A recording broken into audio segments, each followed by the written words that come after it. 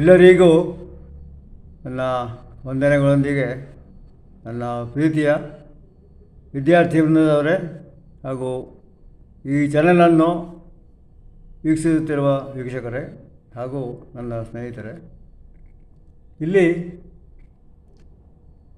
ಈ ಅಕ್ಷರಗಳನ್ನು ಸರಿಯಾಗಿ ಜೋಡಿಸಿ, ಅಂದರೆ ಇದನ್ನು ಇಲ್ಲಿ ಇರುವಂಥ ಅಕ್ಷರಗಳು ತಿರುಗುಮುರುಗಾಗಿದೆ. ಆಚೆ ಈಚೆ ಮಧ್ಯದಲ್ಲಿ ಕೊನೆಯಲ್ಲಿ ಅದನ್ನು ನಾವು ಸರಿಯಾದ ಒಂದು ಶಬ್ದವನ್ನು ಹುಡುಕಿ ತೆಗಿಬೇಕು. ಹುಡುಕಿ ತೆಗೆದು ಅದನ್ನು ಸರಿಯಾಗಿ ನಾವು ಜೋಡಿಸಬೇಕು. ಇದು ಕನ್ನಡದಲ್ಲಿ ಬರೆಯಲಾಗಿದೆ. ಇಂಗ್ಲೀಷಲ್ಲಿ ಮೊದಲು ದಿ ಸ್ಪ್ಲಿಟ್ಟಿಂಗ್ ವರ್ಡ್ಸ್ ಲೆಟರ್ಸ್ ಅಂದರೆ 2 episodes I have given, I have uploaded. ಈಗ ನಂಬರ್ 1 ಭಭೀಲಿಯ ಈತ ನಂಬರ್ 1. ಸೊ ಇದರಲ್ಲಿ ಇರುವಂಥದ್ದು 6 ಅಕ್ಷರಗಳು. ಇದರಲ್ಲಿ 6 ಅಕ್ಷರಗಳಿಂದ ಯಾವ ಶಬ್ದ ಸರಿಯಾಗಿ ಹೊಂದಾಣಿಕೆ ಆಗುತ್ತದೆ ಅದನ್ನು ನಾವು ನೋಡಿ ಬರೆದು ಅದರ ಉತ್ತರವನ್ನು ಕೊಡಬೇಕು. ಇಲ್ಲಿ ಉತ್ತರಗಳು ನಾನು ಆಗ ಹೇಳಿದಂತೆ ಉತ್ತರಗಳು ಇಲ್ಲೇ ಕೆಳಗೆ ಕೊಡಲಾಗಿದೆ. ಯಾಕೆಂದರೆ ನಮಗೆ ಅದು ಇಲ್ಲಿ ಕೆಲವರಿಗೆ ಅದು ಸ್ವಲ್ಪ ಇಟ್ ಮೇ ಫೀಲ್ ಡಿಫಿಕಲ್ಟ್. ಒಂದು ಎಪಿಸೋಡಲ್ಲಿ ಕ್ವಶನ್ಸ್ ಕೊಡೋದು, ಇನ್ನೊಂದು ಎಪಿಸೋಡಲ್ಲಿ ಆನ್ಸರ್ ಕೊಟ್ಟರೆ it may be difficult to observe and note what it is written in this episode, in this page. So ಎರಡನೇದು ಕೋರದ ಡೇರೋ, 3 ತೀರ್ಥ ಸಂದೂರ, 4 ನಗೌವತೆ ರಗ, 5 ಮರ ಹೋ ಮಾಣ, 6 ಹಟ್ಟ ತುಲಕುಕೆ, 7 ದಂ ಮಡರ ನೆಣ, 8 ವಿಘಾತರು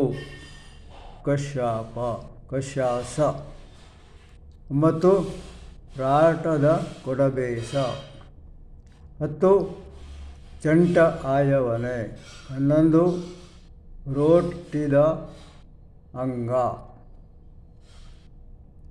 12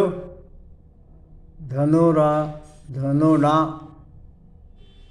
ಭಯ ಅಲ್ಲ ಬಂ ರು ಬಂ ರು. ಸೊ 13ನೇದು ಲೆಲ್ಲದ ಈಕ, 14 ಮಾಸವ ಸದೀಜಿ, 15 ಕೋರ ಸಂಚರು ಕು ಸಂ ರುಚು, 16 ಬೇರ್ಭಟ ಆಡದ. ಸೊ ಇದಕ್ಕೆ ಉತ್ತರಗಳನ್ನು ಇಲ್ಲೇ ಕೊಡಲಾಗಿದೆ. ಆದ್ದರಿಂದ ನೀವು ಸ್ವಲ್ಪ ಯೋಚನೆ ಮೊದಲು ಮಾಡಿ, ನಿಮ್ಮಿಂದ ಅದನ್ನು ಬಿಡಿಸಲಿಕ್ಕೆ ಆದರೆ ಮೊದಲು ಬಿಡಿಸಿ, ಆಮೇಲೆ ಉತ್ತರಗಳನ್ನು ನೋಡಿ.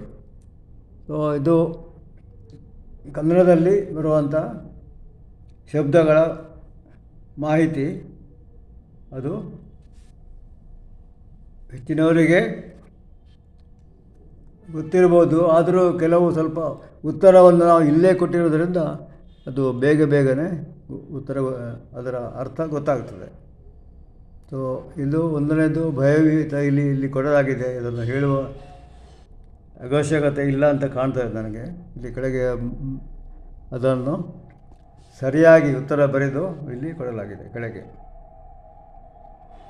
ಸೊ ಇದರಲ್ಲಿ ಕೊನೆಯಲ್ಲಿ ಈ ಪೇಜಿನ ಕೊನೆಯಲ್ಲಿ ಬೇವು ಅದು ಗಾದೆ ಬರೆಯಲಾಗಿದೆ. ಈ ಗಾದೆಯ ಅರ್ಥ: ಬೇವು ಕಹಿಯಾದರೂ ಆರೋಗ್ಯಕ್ಕೆ ಹಿತ. ಅಂದರೆ ನಮ್ಮ ಜೀವನದಲ್ಲಿಯೂ ಅಷ್ಟೇ ಕಹಿ ಮತ್ತು ಸಿಹಿ ಎರಡು ಒಟ್ಟಿಗೆ ಬರ್ತದೆ. ಕಹಿ ಬಂದರೂ ಸಹ ಅದನ್ನು ನಾವು ತಗೊಳ್ಬೇಕು. ಇದು ಕಹಿ ಆದರೂ ಆರೋಗ್ಯಕ್ಕೆ ಹಿತ. ಅದು ಒಳ್ಳೆಯದು, ಆರೋಗ್ಯಕ್ಕೆ ಒಳ್ಳೆಯದು. ಆರೋಗ್ಯವನ್ನು ನಾವು ಸಮತೋಲನದಲ್ಲಿ ಇಟ್ಕೊಳ್ಳಿಕ್ಕೆ ಅದು ನಮಗೆ ಸಹಾಯ ಮಾಡ್ತದೆ.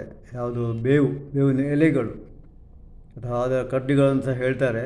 ಬೇವಿನ ಮರ, ಬೇವಿನ ಗಿಡ, ಅದಿರುವಂಥ ಆ ಕಡ್ಡಿಗಳು ಸಹ